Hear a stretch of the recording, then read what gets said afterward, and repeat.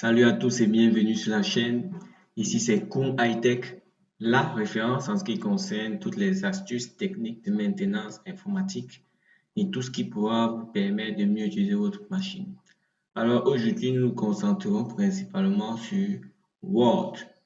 Comme nous l'avons fait dans notre toute dernière vidéo, nous avons détaillé avec assez de précision les différents outils qui se trouvent dans l'option accueil de Microsoft Office Word. Aujourd'hui donc, nous ferons de même avec l'option insertion.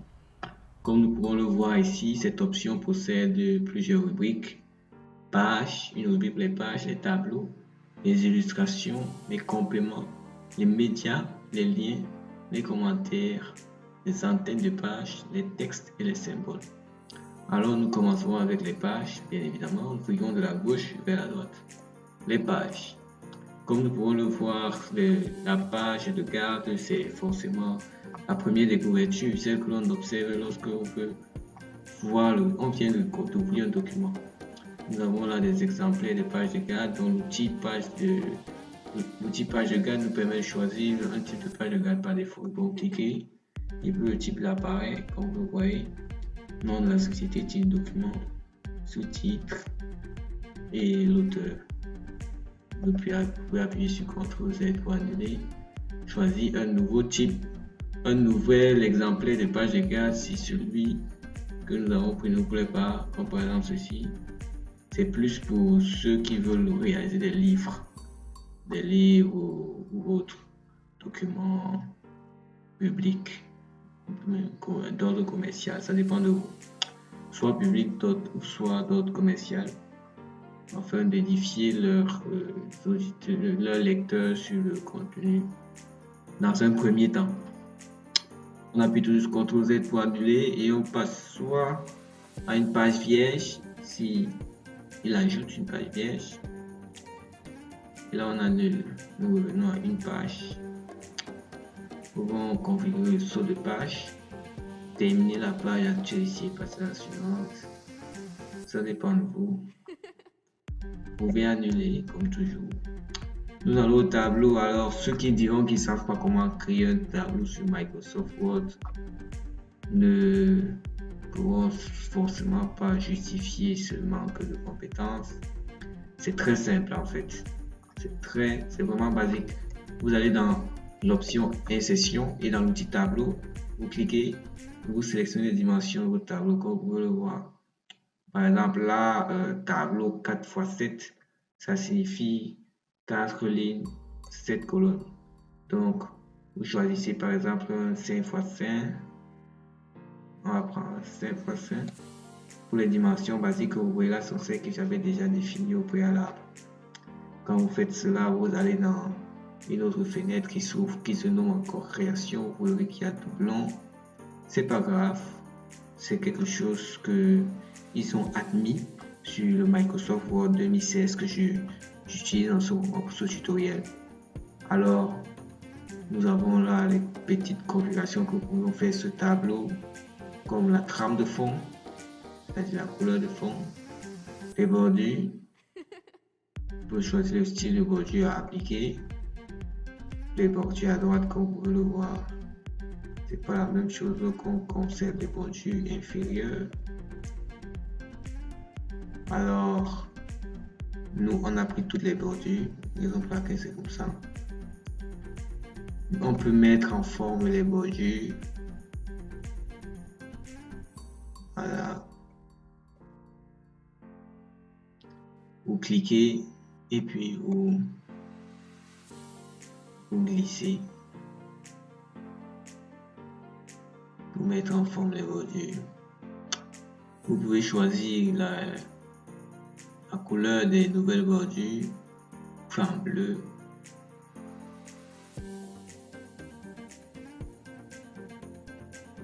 Ou alors vous choisissez le style de trait.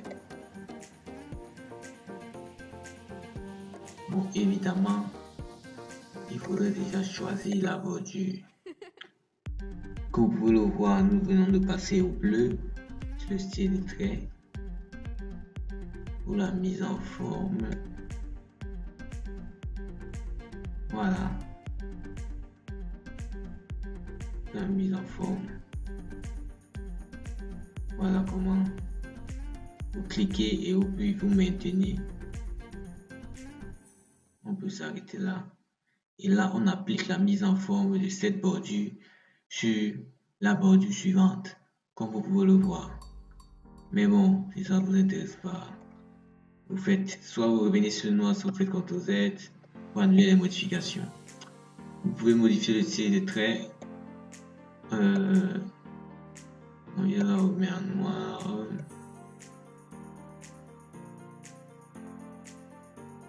On revient en noir. Il applique la nouvelle mise en forme partout. On clique sur la bordure où on souhaite appliquer la mise en forme. Et puis, dans notre cas, ça modifie plus la couleur pour la mettre en noir. Pour le style, je clique sur la bordure. Là, on va essayer de modifier le style. Donc, on choisit le style et ensuite on clique sur la bordure. Cela permet de changer le style de bordure. Là, c'est plus vraiment la couleur, mais c'est vraiment le style. Sachez aussi que la mise en forme, ça prend les propriétés d'une bordure et ça l'applique ailleurs. Il suffit de cliquer sur la mise en forme qu'on souhaite appliquer ailleurs et ensuite cliquer sur la bordure sur laquelle on veut appliquer la mise en forme en question. On procède et on annule. Ces propriétés-là sont déjà claires. Ici, nous avons le style de bordure. Nous revenons dessus. On avait choisi d'une façon, une couleur noire. Là, maintenant, on le met en orange.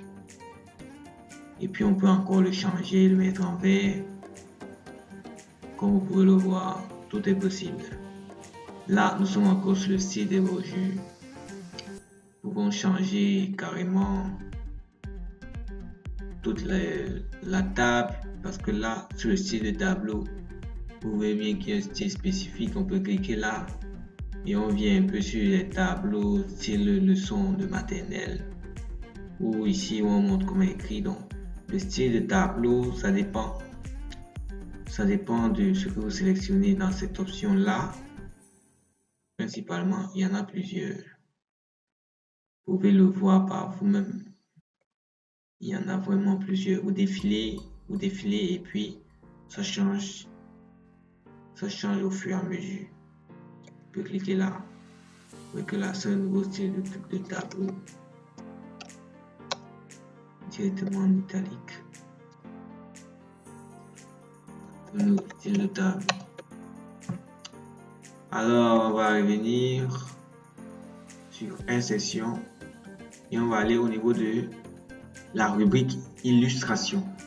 Là, il est inscrit que nous pouvons utiliser ce bouton pour ajouter, c'est-à-dire insérer des images sur notre document ou dans notre document Word, sans toutefois décaler la position des éléments qui étaient déjà présents sur notre document. Nous avons image pour le faire, nous avons image en ligne. Nous pouvons aussi inclure des formes, des styles de graphique, smart art, des graphiques ou des captures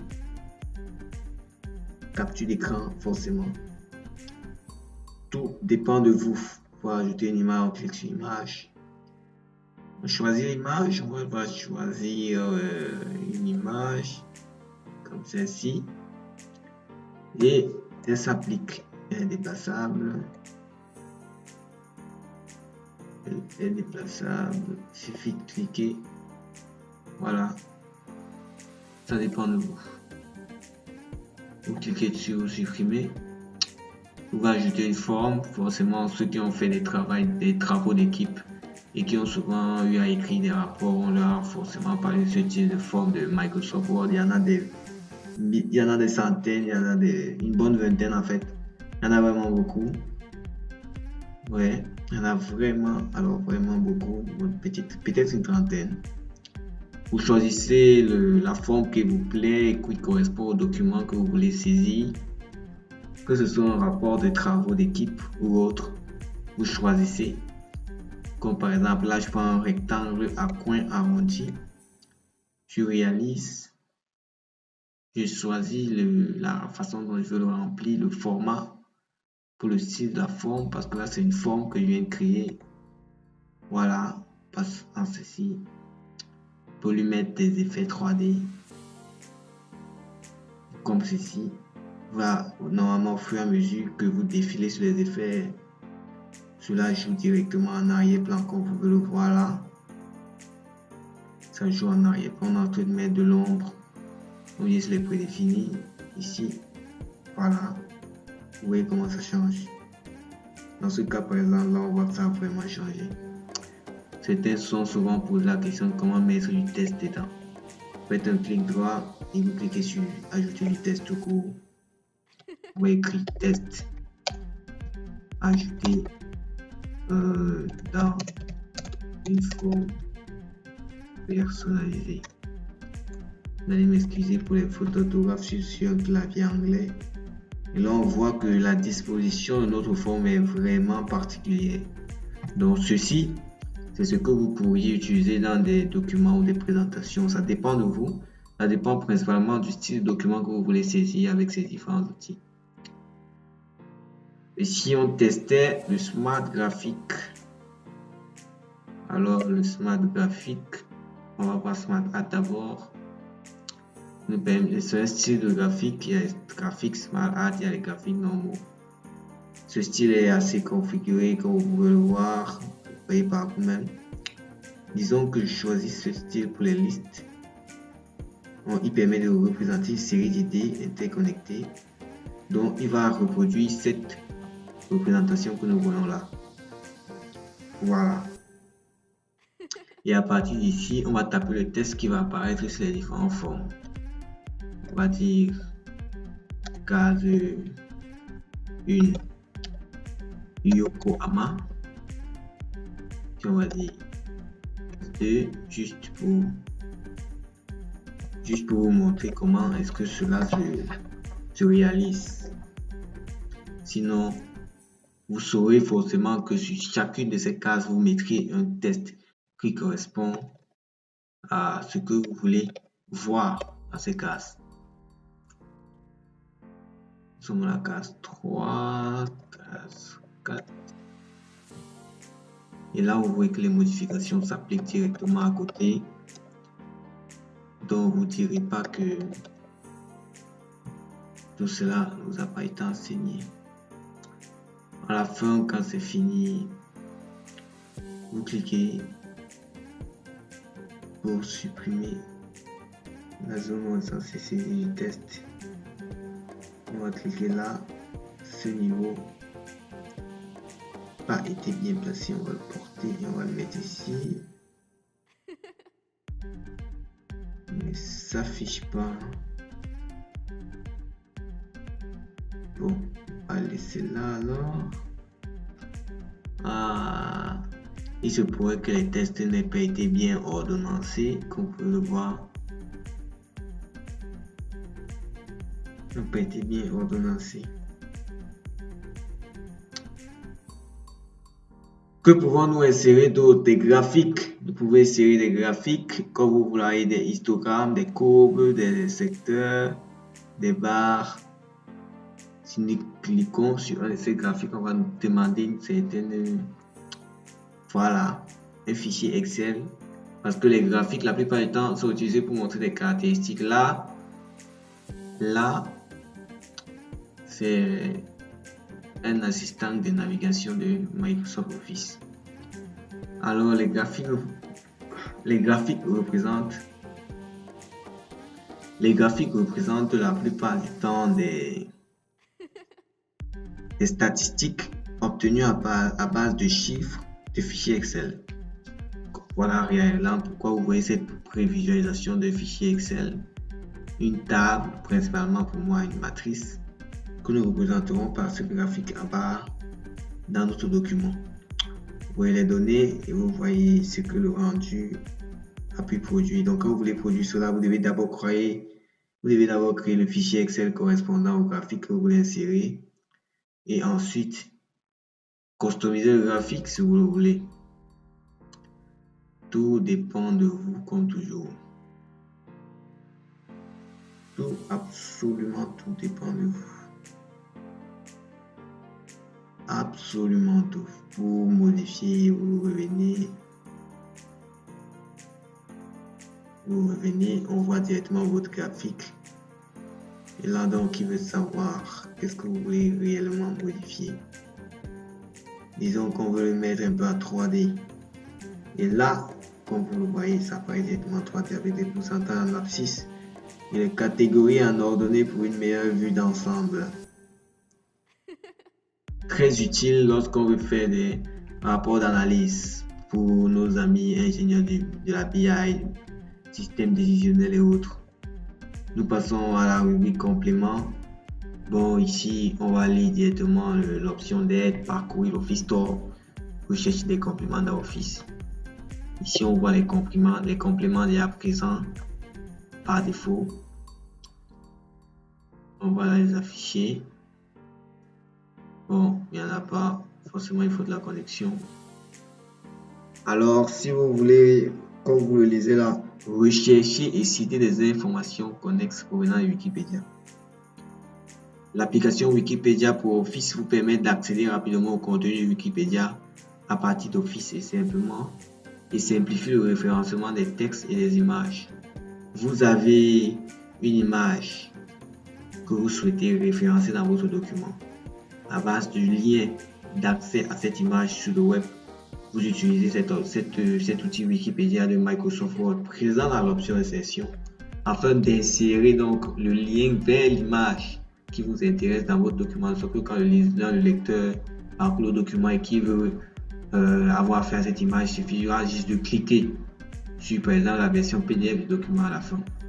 Dans les futures vidéos, nous vous expliquerons comment produire une version PDF à base d'une version Word. Nous passons là à la rubrique média. Ici, l'outil vidéo en ligne permet de rechercher et insérer des vidéos provenant de diverses sources en ligne. On entend YouTube bien sûr. Vous voulez inscrire une vidéo dans votre document, c'est tout à fait possible grâce à l'outil vidéo en ligne de Microsoft Word. Disons que l'on veut et tout cet espace, pourquoi pas l'utiliser. Donc disons que l'on veut le faire là, on va cliquer Wikipédia, approuver le complément.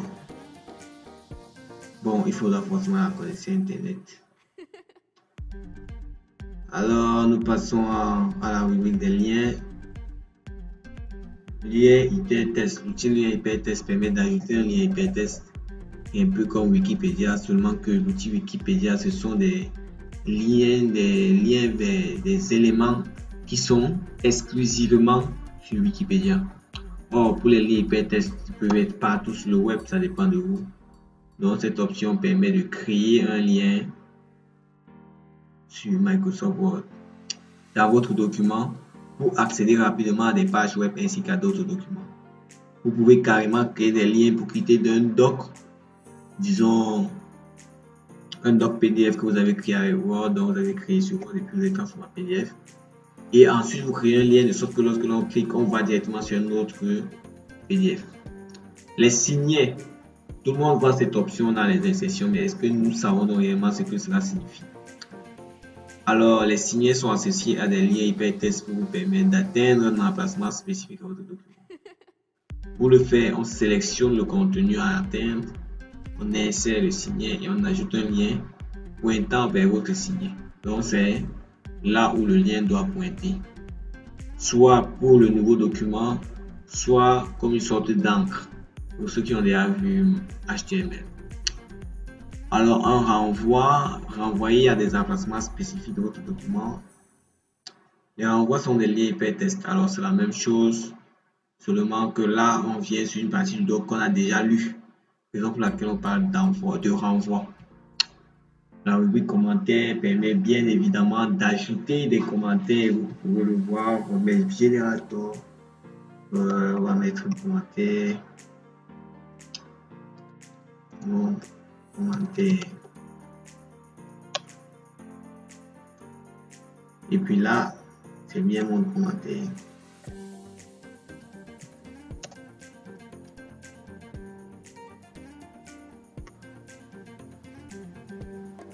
Là, vous pouvez voir que on entre le commentaire il y a quelques secondes après avoir entré le test. Donc, vous pouvez saisir votre test et puis mettre un commentaire dessus pour les futurs lecteurs. Tout dépend des raisons et surtout de la nature du document que vous souhaitez produire. Nous sommes maintenant à la rubrique en tête et pied de page. Forcément, vous savez de quoi il s'agit. Quand on lit en tête, c'est ce qui se trouve en tête du document, c'est-à-dire loin en haut. On va modifier cela pour que vous puissiez mieux voir titre du document. Voilà l'entête. Cette partie qui est en surbrillance par rapport à une autre grisée, c'est l'entête. Vous pouvez y entrer de base tout ce qu'on veut. On peut venir même là où on a demandé de définir le type document et on entre document texte. Bien document test. Tout dépend de vos raisons, messieurs. Tout dépend de vos raisons. Alors, quand c'est fini, on ferme l'entête au pied de page et on passe à autre chose. Demain, pour le pied de page, vous choisissez, en fonction des options déjà présentes, comme vous pouvez le voir, le pied de page. Cette partie la plus en bas de votre document sur laquelle vous ne pouvez pas rien écrire. Lorsque vous arrivez ici, on vous envoie sur une nouvelle page, sur le pied de page. Voilà, donc ici c'est généralement soit pour mettre un mot ou un couple de mots qui définissent l'auteur ou alors son ouvrage, et soit tout simplement pour définir le numéro de la page à laquelle le lecteur se trouve dans la lecture de ce document. Voici donc un format ou une méthode pour définir le numéro de cette page. Lorsque ceci est fait, par exemple 7 pour CS7, lorsque ceci est fait, on ferme cette option et on revient sur l'insertion pour continuer. Alors le numéro de page, c'est ce qui est défini par le pied de page aussi, mais il peut encore être configuré différemment avec de nouveaux styles comme voilà. On supprime l'ancien pied de page et on écrit le nouveau. On ferme et on vient dans l'insertion. Nous allons dans texte. Bon, zone de texte, on va pas mettre, on va pas aller de long à laine. C'est pour insérer un texte. Vous pouvez survoler et vous verrez la description. Vous avez du contenu important affiché, placez-le dans une zone de texte. Cette zone met un contenu en évidence. Un excellent moyen pour mettre en évidence un texte important comme un en-tête ou une citation. Vous voulez un test, vous cliquez là, choisissez le style de test et on vous le génère. C'est basique. Alors si c'est bon, on va passer. Si c'est bon, on va passer aux autres options. Insérer un objet Word Add. Une touche, ajouter une touche artistique à votre document à l'aide du zone de test Word Add. Alors, Word Add, ça permet d'ajouter, comme vous voyez, un style magnifique à votre test. Pour ce faire, je pense que lorsque nous étions en train de définir du moins sur le contenu de l'option accueil, nous avions parlé de cet outil-là, dont nous ne le ferons pas cette fois-ci. Quick Part, insérer du texte déjà mis en forme, du texte automatique ou dans n'importe quel document. Pour réaliser du contenu dans votre document, sélectionnez-le, enregistrez-le dans la galerie des composants Quick Part. Cela va vous permettre de réutiliser le contenu d'un document. Qu'est-ce qu'on a comme option? L'insertion automatique, les propriétés du document. Évidemment, ça c'est une option qui peut être parfois à confusion parce qu'il y a certaines propriétés qui existent mais qui ne sont pas présentes par cette option. Organisation des blocs de construction, je pense pas bon. Ici, il s'agit de ajouter une ligne de signature. Bon, là c'est souvent pour les lettres de motivation ou autre. On vous présente des signes de signataires. On va mettre NAC, signe, le titre du signateur, NAC, test, ajout électronique suggéré, NAC, signe. Alors l'ajout, l'adresse électronique suggérée du signateur. On va mettre voilà pour Cameroun. Instruction destinée au signataire avant de signer un document. Toujours vérifier le contenu pour ne pas se faire merder. Passons au suivant qui permet d'ajouter rapidement la date ou l'heure actuelle. Nous avons sur le bouton objet pour insérer un objet tel qu'un autre document ou un graphique. Nous avons vu comment insérer un graphique là, mais vous pouvez choisir de le faire autrement. Cela ne va en rien déranger. Pour insérer un nouvel objet, il faudra les autorisations. Ou alors pour en créer, il faudra des autorisations et il faudra vraiment que vous sachiez ce que vous y faites parce qu'en même temps, lorsque un novice arrive à cette étape, il peut tout gâter sur votre document. Voilà, on va prendre les diapositives Microsoft Word. D'abord, il faut être clair. Moi-même, à ce niveau, je suis en train d'apprendre. Waouh! Nous venons de quitter de Microsoft Word à PowerPoint pour la présentation, alors que j'avais fait une présentation. Mais bon, déjà, je voudrais rappeler que parmi ces différents tutos, il y en aura sur Microsoft PowerPoint. Pour ceux qui sont intéressés, restez juste abonnés à la chaîne. Bon, je vous apprendrai en même temps pas grand chose sur... Ok, on va laisser ceci parce que c'est pour autre chose. Alors, qu'est-ce qu'on a un espace vide ici? Pas grave, on va cliquer là. Nous voilà sur les équations. Ajoutez des équations mathématiques usuelles à votre document. Alors là, ce sont plus les scientifiques qui seront satisfaits parce que ici, nous aurons un moyen assez simple d'enregistrer les équations sur Microsoft Word. Pour ce faire, nous allons aller premièrement choisir les caractères de notre équation ou de notre expression mathématique. On va dire 2x plus 1 égale à 3. On va dire 2x plus 1 égale à 3. Déjà par la police c'est différent. Quand on dit 2x, on dit étoile. Comme vous pouvez le voir, c'est absolument pas la même chose que de d'écrire cela sans passer par l'outil d'insertion des expressions mathématiques ou encore des équations présentes sur la rubrique symbole. Évidemment, vous avez aussi les différents symboles. Je vais cliquer ici. Bon, c'est déjà occupé. Déjà occupé. Alors, je vais cliquer plutôt à ce niveau. Alors, nous sommes au niveau des équations, du moins des symboles. La rubrique symbole. Nous allons juste choisir un symbole pour le livre et on parle en 1000 livres. Sur 1000 livres, ça dépend de vous. Du moins, avec cet outil symbole, tous les symboles que vous voyez ici pourront être utilisés dans votre document. Si jamais ils ne sont pas présents là, vous cliquez sur autre système. L'outil vous fera converger vers toute la base de données de symboles qu'il possède. Vous pouvez aussi vouloir quelque chose pour les caractères spéciaux. Je fais vous pouvez avoir quelque chose pour tout ce qui vous semble utile. Là, vous avez le code des caractères.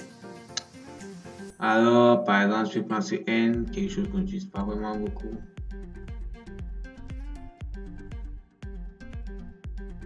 Bon, on va revenir. Parce que là, on doit prendre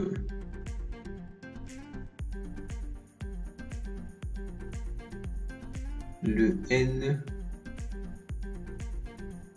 et puis revenir à l'état initial. Voilà,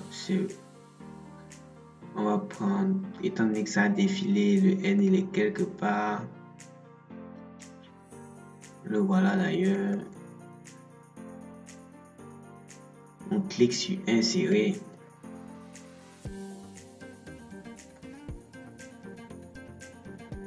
Voilà, et nous voyons notre caractère inséré. C'est un symbole étant donné que c'est un caractère vraiment spécial.